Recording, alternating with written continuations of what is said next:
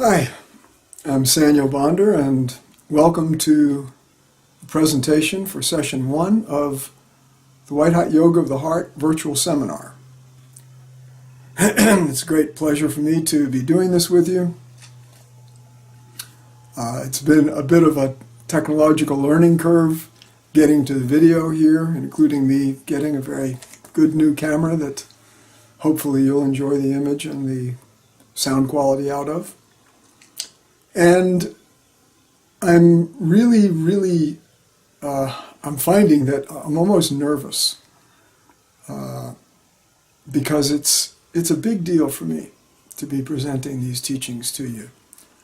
And it's really the first time that I've ever done something like this, to this extent, this formally, you could say, in the context of using now several media. You'll be able to see this on video, you can listen on audio, and you can read the transcript. And I also especially want to thank Jed Bentley, who's managing the production of these transcripts, and the person who transcribed today's session, Amy Conger, from Maryland. As I went back through the transcript, I realized that I did actually a pretty good job on the original audio version of this. I had tried to do a video version that didn't take, but the audio is still there, and it became evident to me that as I was going through this transcript and touching it up and filling in some words that probably weren't very audible, became clear to me that it really says it very well. So in this video, most of them I'm not going to have a transcript, but in this video I do, and I'll use it as a script to a large degree because I don't want to go over time in one portion of the presentation or another, and the way I said it the first time through is something that I feel does a good job. So, before we go any further, let's have a little gazing session. I trust you're familiar with gazing. I'll ring this singing bowl here just briefly for you. And at the beginning and then at the end, I'll be gazing straight into the camera, so you should be seeing my eyes looking into yours. Okay, let's begin.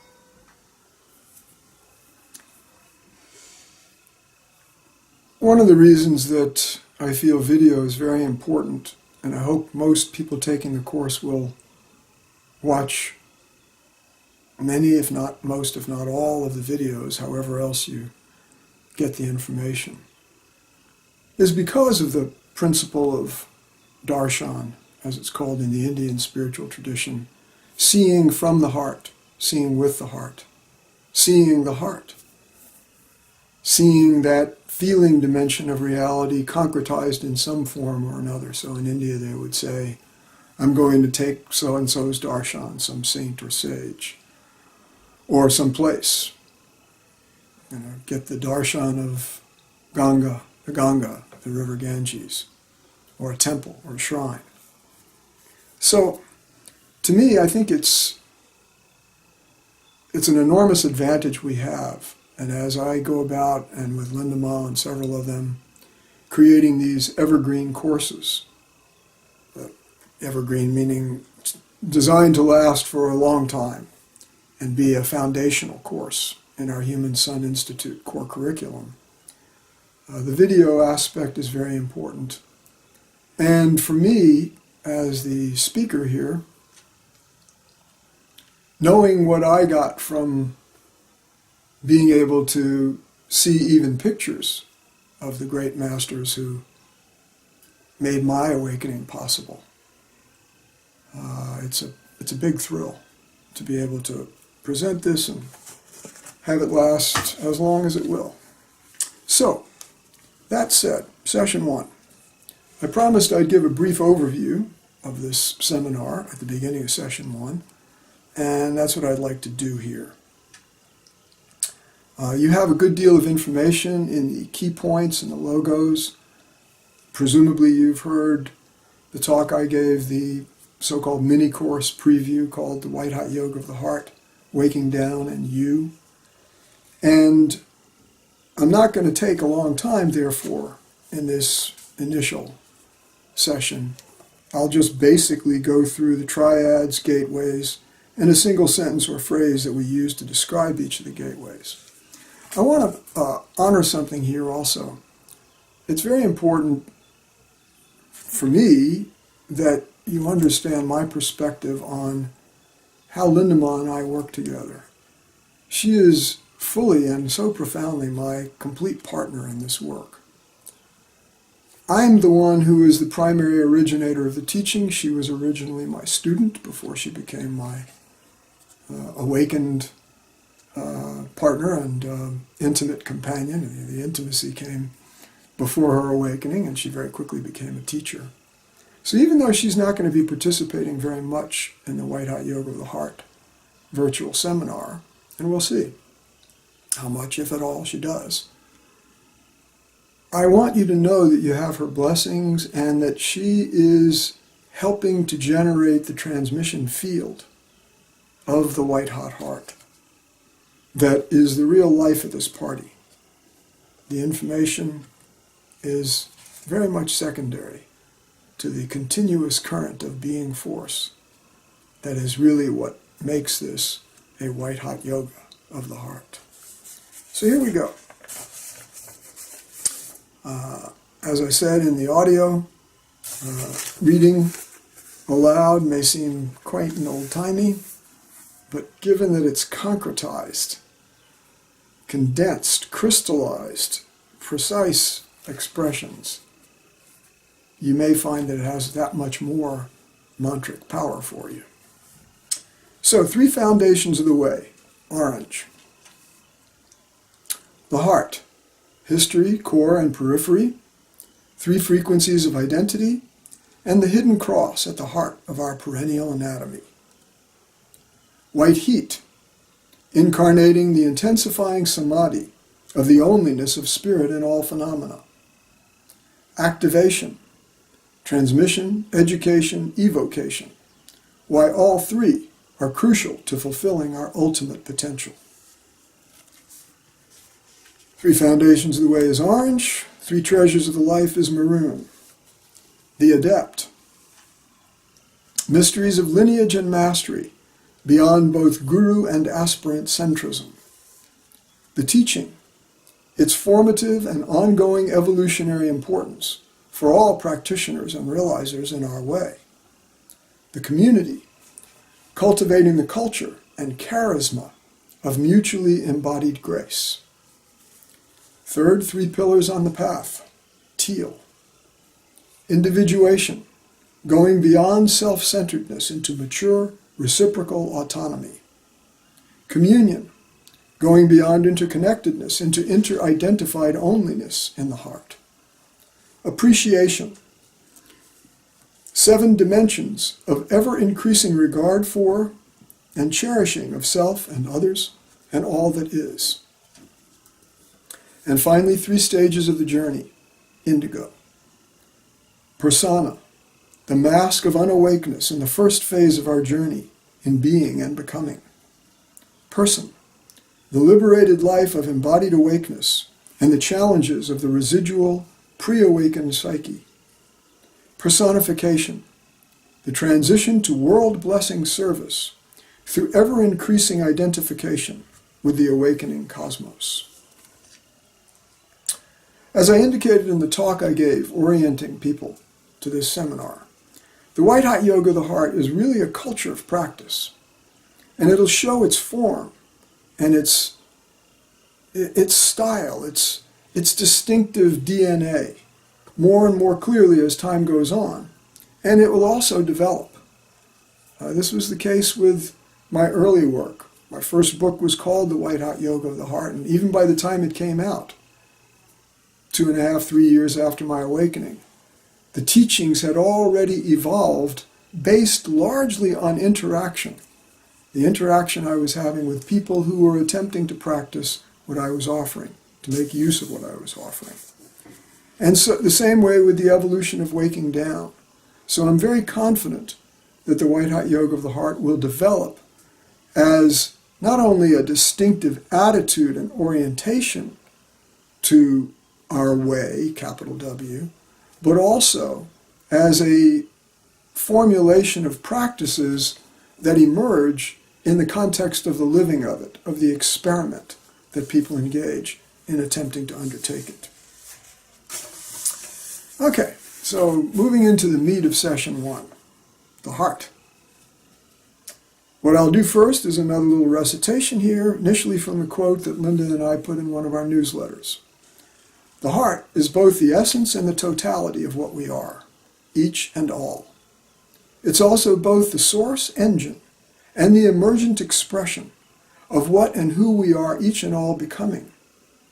It is our humanness and our godness all at once, the infinite yet concrete singularity of all that is, that which and the one who really mean the most to us, regardless of our thoughts and beliefs. The mystery of all mysteries, the love that holds it all together, even when it's all falling apart. And the key points for the heart. The heart is the first and foremost foundation of the White Hot Yoga of the Heart. And this is capital H, heart. It is both the essence and the totality of who and what we are, each and all, our humanness and our godness all at once. The heart, often spelled with a capital H, has a history both rich and yet obscure in human spirituality. Its nature is that of ultimate mystery. In our work, the teachings on the core wound, or core wound/wellness paradox, and the core and the periphery of our total nature are keys to understanding, realizing, and transmitting the heart. The 3 frequencies of identity are seated along a horizontal axis in the psychophysical heart, the ego in the greater material mass on the left, the psyche and soul nature in the center, and the impersonal being nature on the right. Combined with the frequencies of energy centers along the vertical line of the chakras, this horizontal axis of the heart can be seen as a hidden cross that is essential to our perennial generic anatomy. In other words, as generic to us as humans. Even so, that ultimate mysteriousness of the heart never yields to mental grasping. It can become ever more obvious to us, to our feeling intuition, by that other mystery known as grace, which is not exactly another mystery, but that dimension of the greater mystery that probably would be how this should be edited. So it's all that one mystery of the heart. And the heart's revelation of being as the world of all phenomena becomes an all-pervading current or radiance of deathless identification with conscious love.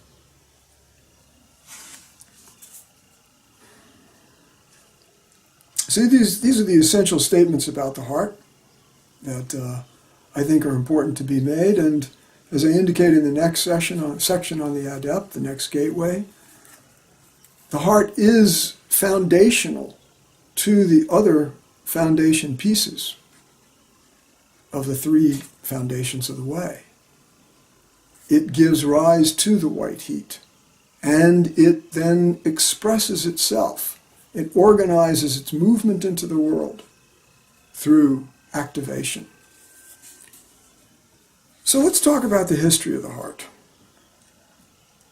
As I say here, it has a history both rich and yet obscure in human spirituality. Its nature is that of ultimate mystery. So already there is something, even if it's in a quiet way, that's astounding about the heart. There's a beautiful statement that we put in another newsletter that Teilhard de Chardin, the great Jesuit priest, scientist, and also devotee not only of spirit, but passionately of matter, as well as spirit. And de Chardin had written, and of course he was also a Christian, and you could better say a Christian. He was very into the Christ. And he was referring to the Christ in person, that person. And his phrase was, that great event in nature, this is the exact wording, is both infinitely distant from us and infinitely intimate to us. I was floored by that. I've never anywhere heard or seen the starkness, the unknowability, the mind dissipating, heart searing and piercing paradox, infinitely distant yet infinitely intimate. So my story is that in the early 1970s, literally that very year, my religious and spiritual quest began. And fairly quickly I despaired of merely having it be about relationship, feeling the sacred in my everyday life. I gravitated to the East. And as I've indicated to you elsewhere, I was kind of blown through the top of my head in a Kundalini awakening, which actually started in the middle of my brain and went up from there. Didn't start at the body base the way the Kundalini usually does. That was my first taste of that absolute infinite nature that is the light beyond all light, the source of all that is light and of dark, of everything. But after not very much longer, year to 2 years, working in a Kundalini yoga context and trying to raise the Kundalini back up in the way that, it was like a rocket shot from the middle of my brain. It became evident to me I wasn't likely to get it higher than my navel. I told a lot of people this story. And I began to despair. I also had the feeling, if I'm already the self, I should be able to be in contact with that and not merely have to climb all the way up out of the darkness to get into the light. That led me eventually to the presence and teachings of Ramana Maharshi, a great sage of India. And I can show you his book. If you listen to the audio, you heard me talking about it. So this very book right here, Ramana Maharshi and the Path of Self-Knowledge, was one of the first ones I saw. But even the very first day that I found out about him and his teachings, I found another book that summarized the teachings, tried his meditation, and was instantly, well, not blown up actually, it was more of a piercing from within at the heart that took place. And this is something that he alluded to very, very specifically, and in fact taught quite explicitly about it in his work.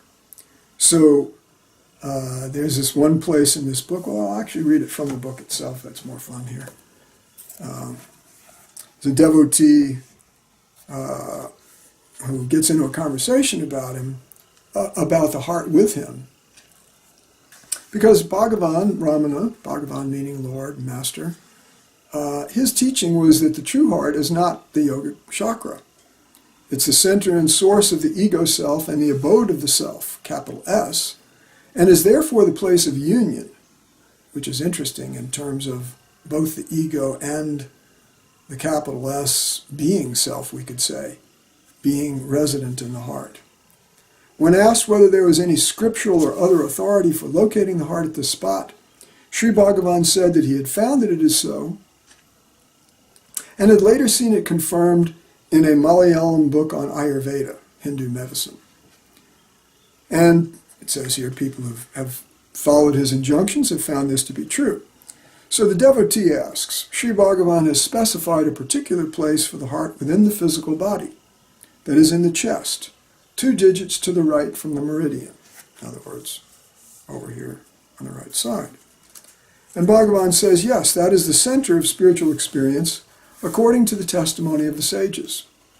This spiritual heart center is quite different from the blood-propelling muscular organ known by the same name. The spiritual heart center is not an organ of the body. All that you can say of the heart is that it is the very core of your being, that with which you are really identical, as the word in Sanskrit literally means. Hridayam is that word, meaning I am the heart, I am the center. Whether you are awake, asleep, or dreaming, whether you are engaged in work or immersed in samadhi, in other words, a samadhi state that takes you out of being present to your ordinary environment. The devotee says, in that case, how can it be localized in any part of the body? Fixing a place for the heart would imply setting physiological limits to that which is beyond space and time. And Bhagavan replies, and you can hear a little wit in his response, I do anyway, that is true, but the person who puts the question about the position of the heart regards himself as existing with or in the body. Since during the bodiless experience of the heart as pure consciousness, the sage is not at all aware of the body, that absolute experience is localized by him within the limits of the physical body, by a sort of feeling recollection made while he is with bodily awareness.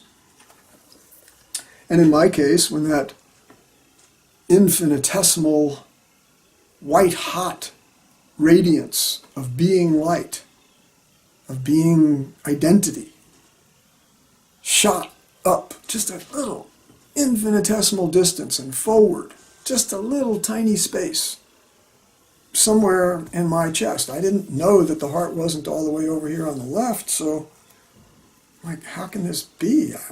I don't know what's over there, but wow, this is undeniable.